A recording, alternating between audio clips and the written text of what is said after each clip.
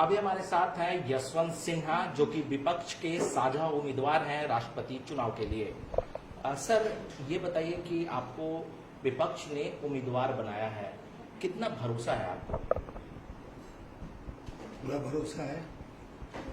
अगर भरोसा नहीं होता तो और लोगों ने जैसे मना कर दिया वैसे मैं भी मना कर सकता था, लेकिन मुझे भरोसा है उन सब दलों के ऊपर जिन्होंने मुझे उम्मीदवार बनाया है।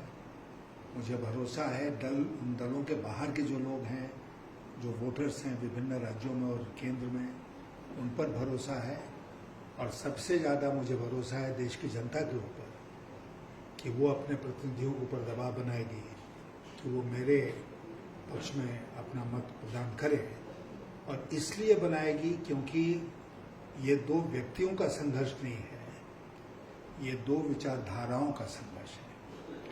और मैं उस विचारधारा का प्रतिनिधि हूँ जो चाहता है कि देश का संविधान सुरक्षित रहे, जो चाहता है कि देश में जो भी कार्रवाई हो वो संविधान सम्मत हो, जो चाहता है कि युवाओं को रोजगार मिले, जो चाहता है कि देश की जनता जो है उसका जीवन आसान हो, जो चाहता है कि पूरे देश में विधि व्यवस्था सुरक्षित रहे, जो चाहता है कि संविधान और बुलडोजर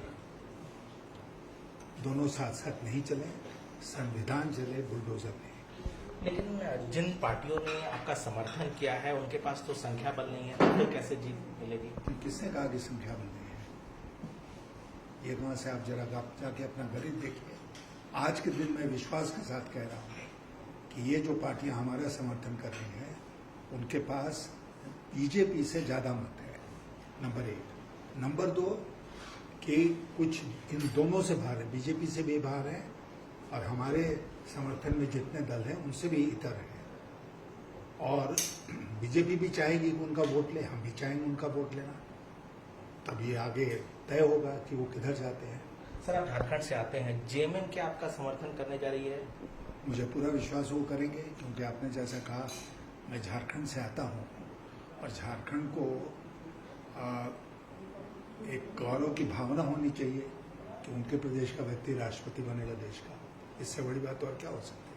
लेकिन सर, कुछ राजनीतिक पार्टियां हैं जो अभी तक स्टैंड क्लियर नहीं कर रही थी कल से पहले तक, जिसमें बीजू जनता दल है, टीआरएस, टीडीपी, आम आदमी पार्टी। आपको लगता है कि जिस तरीके से बीजेपी ने द्रौपदी मुर्मू को राष्ट्रपति पद का उम्मीदवार बनाया है, उससे उनको बहुत ज्यादा फायदा होने वाला है? क्यों फायदा होने वाला है? मैं नहीं समझ पा रहा हूँ कि ये क्यों एक भ्रम फैलाया जा रहा है कि द्रौपदी मुर्मू के उम्मीदवार बनने से उनको बहुत फायदा होने वाला है। मैं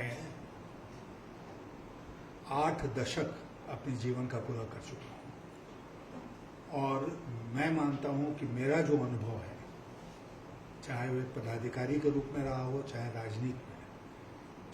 राजनीति में तो महत्वपूर्ण मंत्रालयों की जो जिम्मेदारी हमने संभाली है, तो मुझे लगता है कि अनुभव के आधार पर तो मेरा कोई मुकाबला है ही नहीं, मेरे सामने कोई खड़ा ही नहीं है। तो इसलिए इसको जो मुद्दों की लड़ाई है वहीं तक इसको सीमित रखिए, व्यक्तियों की लड़ाई में इसको हम लोग कन्वर्ट नहीं करें।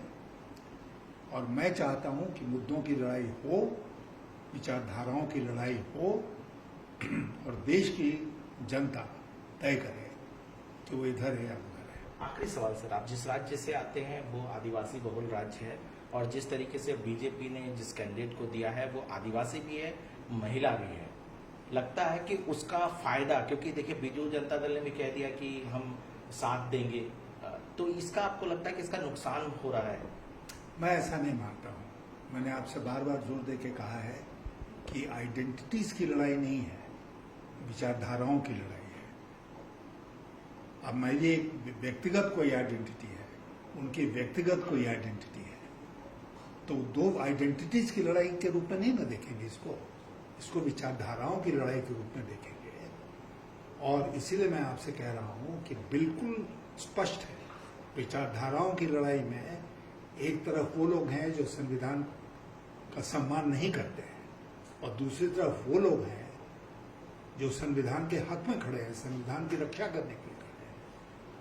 और इलेक्टोरल कॉलेज के जो सदस्य हैं उनको स्वतंत्र रूप से तय करना होगा कि वो संविधान के पक्ष में खड़े हैं कि आइडेंटिटी के पक्ष में खड़े हैं। धन्यवाद। तो ये थी यशवंत सिन्हा, कैमरामैन अप्पू पाठक के साथ अनूप गुप्ता, न्यूज 18 नेटवर्क, दिल्ली।